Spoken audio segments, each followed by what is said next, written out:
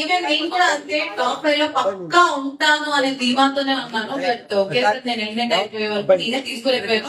తర్వాత ఇంకా ఓకే అని యాక్సెప్ట్ చేశాను.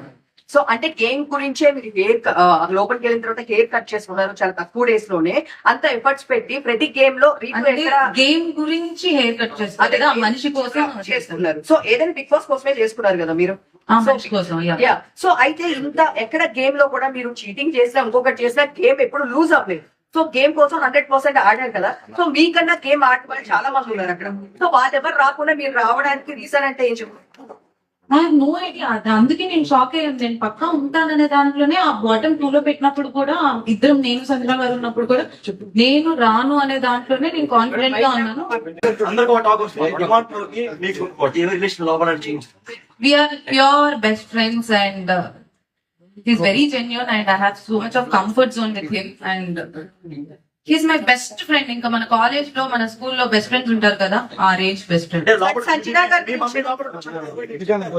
జాగ్రత్తగా ఉండమ్మా, జాగ్రత్తగా ఉండు. మా మమ్మీ లోపలికి వచ్చి జాగ్రత్తగా ఉండు అదేం చెప్పలేదు. గేమ్ బాగా ఆడు అని చెప్పారు.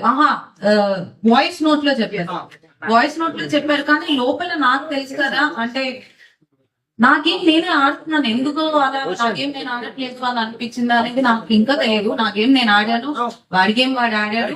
సపోర్ట్ లేకుండా హౌస్ లో ఎవ్వరూ లేరు. అలా వాడు నాకు సపోర్ట్ చేశాడు, నేను వాడికి సపోర్ట్ చేశాను. కాకపోతే అది కొంతమంది ఎలివేట్ చేసినట్టున్నారు. I don't know.